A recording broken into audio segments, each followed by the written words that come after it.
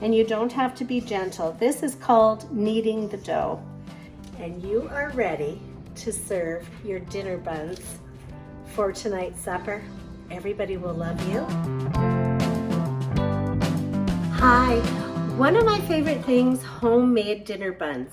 We are having company over tonight. We have a young couple that helps us do the hay on the farm, and this is the last night of seeding. They've been working really hard for the last week, so we are going to have a special supper of roast chicken, and of course I'm going to make some of my dinner buns, and I am going to teach you how to do it because it's easy peasy and you will wow your company every time. They absolutely love it. Adults, children, doesn't matter. They're going to love them. They're homemade, they're beautiful with warm butter, and they will go great with roast chicken.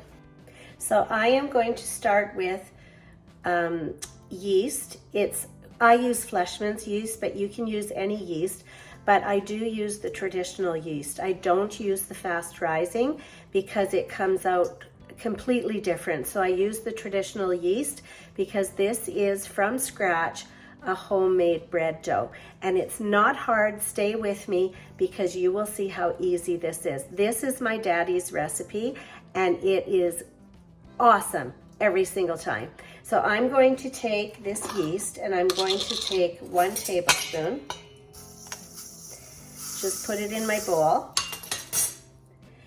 And then I have 1/2 cup of lukewarm water. I put this in the microwave for about 20 seconds, and you just want it to be warm to the touch. You don't want it to be hot.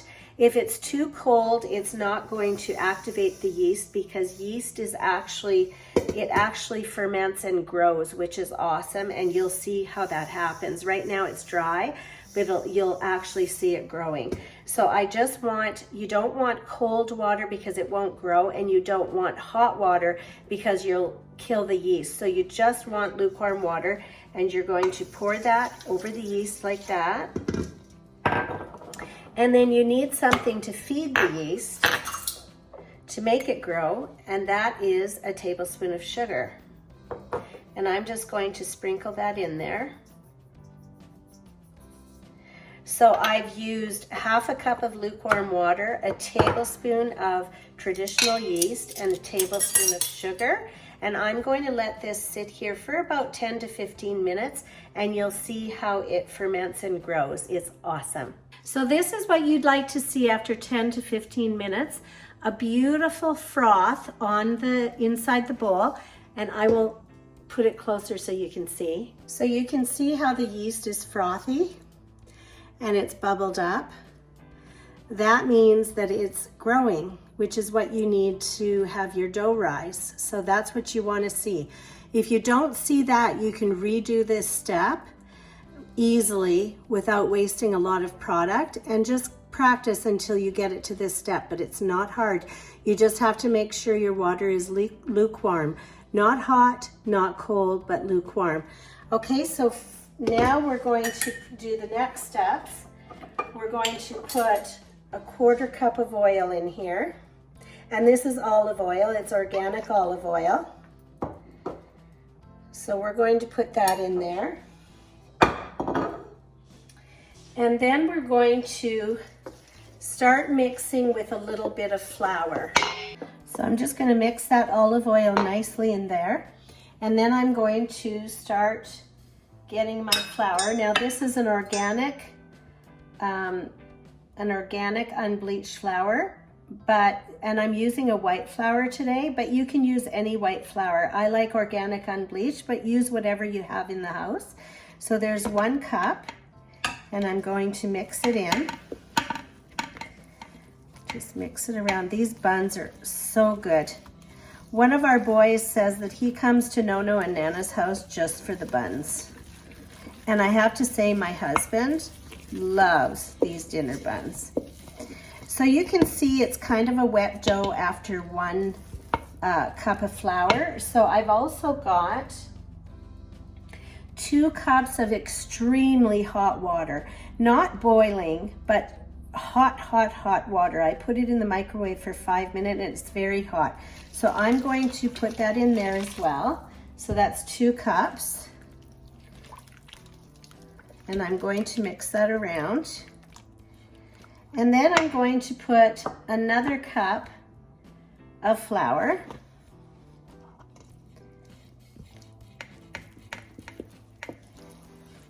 I don't want you to shy away from making bread. Everybody thinks that making bread is so difficult. It's actually so much easier than you think. So after I put 2 cups of flour, now I'm going to put a tablespoon of salt. I'm using organic pink Himalayan salt, but you can use regular table salt if you want. So I'm going to put that 1 tablespoon of salt in there and mix that around. So I have 2 cups of flour in there now. And then I'm going to put my 3rd cup of flour. Mix that around. And you can see that it's getting a bit thicker. So that's my 3rd cup of flour. Now I'm going to put my 4th cup of flour.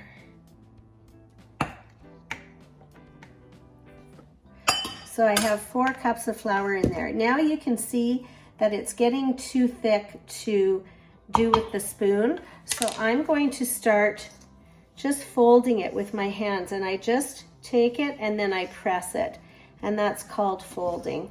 So I kind of lift it underneath and then I fold it over and I press it.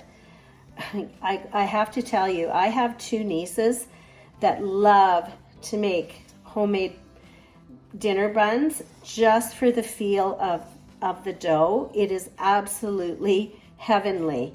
So this is what 4 cups of flour look like, and I'm going to put cup number 5 in here. And I'm going to mix that around. And again, I'm just folding it. And you don't have to be gentle.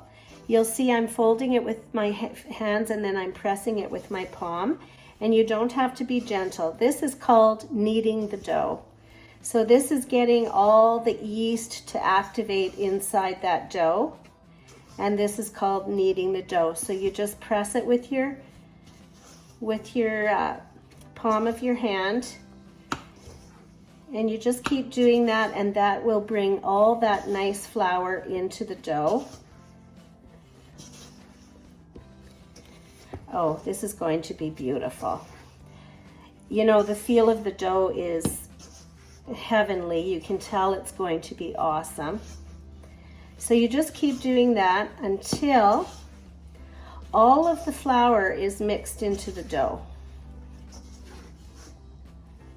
And I'm just about there. I just have a little bit more in the bottom. And you can see that all of the flour is being mixed up, and now I see just a slightly wet dough, which is awesome. So now I am finished. Now I'm going to take a bit of olive oil and I'm going to put it on the bottom of the bowl, and I'm just going to swish this around so that it coats it. Flip it over, put a little bit on the top, just so that the top is nicely covered with olive oil. Doesn't that look awesome? Okay, now I've saved my older dish towels, and when they've had their use, when they've given up their use, I cut them in half. And these are fantastic for covering the dough with. And I'm going to let that sit in a sunny location. And in about an hour's time, it's going to rise, and we're going to do what's called punching it down. So you can see that they've risen. You can tell because you poke your finger in there and there's little indents. So that means it's risen. So you just do what's called punching it down. Okay, and you do that. You can do that once or you can do it twice. So you've waited an hour and you're going to punch it down, and then you could wait another hour and punch it down again. It depends on what's happening in your day. Like if I want to make it in the morning and I'm having supper, I'm having company at night, then I'll time it. You can punch it down as much as you want. So I'll just keep punching it down every hour until about an hour and a half before company comes.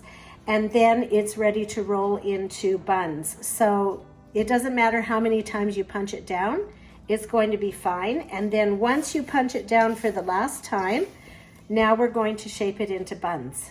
So I get a good sharp knife and I'm just going to pinch it and, you know, cut off what I want and just try to make each bun around the same size. It doesn't really matter.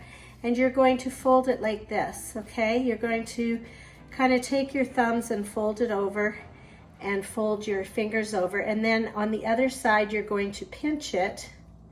And then that's your bun. You're going to put your bun on the cookie sheet. I have parchment paper on here. Some people like to use silicone mats, which is awesome. I use the parchment paper because then I can put it into my compost and it gives carbon to the compost because it's a nice natural paper, but you can definitely use silicone mats as well. So I'm going to just kind of cut a bunch of the buns off, okay? And again, just keep them all the same size. And you take it and you kind of roll it with your thumbs. You roll it like this, and I always keep some flour close by to coat my fingers in case it's sticking. So you just roll it like that with your buns, and then you turn it over again and pinch it. So we'll try another one. You roll it, so you can see my thumbs. I'm just taking them and rolling it. I'm rolling it like a little bubble. Rolling it like that, and I've got my fingers tucked underneath, and then I take it on the bottom and I squeeze it, and then you've got a nice bun to put on your cookie sheet. We'll do it again. Roll it, roll it, roll it, and pinch it. Pinch the back of it.